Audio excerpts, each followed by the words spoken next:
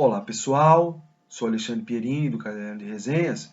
Hoje eu vou falar sobre uma obra de um autor canadense chamado David Easton. Essa obra se chama Modalidades de Análise Política. O capítulo que eu me refiro nesse vídeo é sobre as categorias para análise em política. Um livro que foi publicado no Rio de Janeiro pela editora Azahar no ano de 1970. Mais especificamente, o texto que eu me refiro está relacionado à página 185 à página 199. Deixarei o link na descrição desse vídeo. Para quem não conhece, David Easton nasceu no Canadá, fez doutorado em Harvard, foi professor na Universidade de Chicago desde o ano de 1947.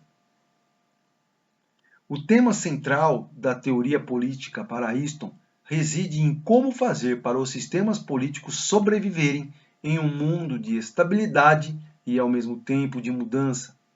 Para Easton, a vida política é um sistema de comportamento inserido num contexto cujas influências o próprio sistema político está exposto e a que este, por sua vez, reage.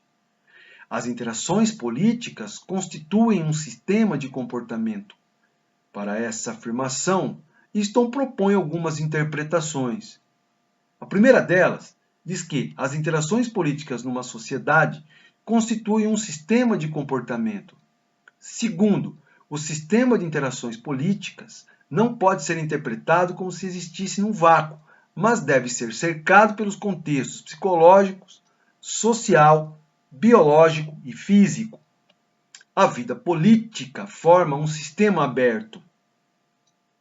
Na visão de Easton, é através da análise teórica que poderemos fazer sistemas políticos mais adaptativos às mudanças sem que os mesmos reajam de forma passiva às pressões. Na visão de Easton, os sistemas políticos possuem reservas de mecanismos que podem mediar com os demais contextos e, através desses, regular seu próprio comportamento, transformar a estrutura interna e reformular seus objetivos. Análise de equilíbrio e suas deficiências. Na visão do autor, o fator equilíbrio é um dos aspectos de maior deficiência na pesquisa política.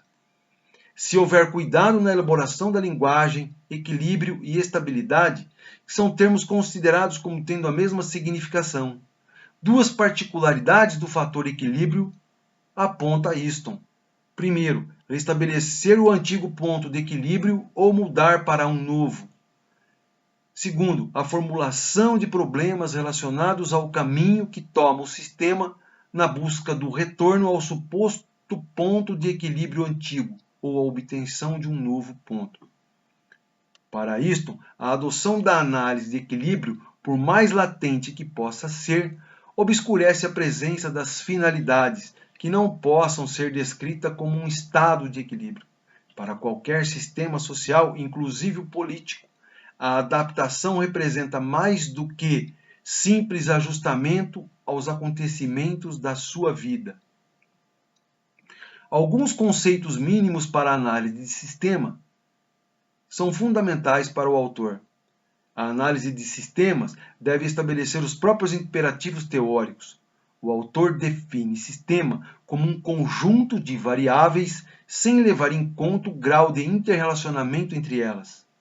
Um sistema pode ser designado como as interações através das quais os valores são autoritariamente repartidos pela sociedade. É isso que distingue um sistema político dos demais sistemas do contexto. Esse contexto pode ser dividido em duas partes. Primeiro, intrasocietária, consiste nos sistemas da mesma sociedade que o político e que são sistemas políticos em função do que definimos como sendo natureza das interações políticas.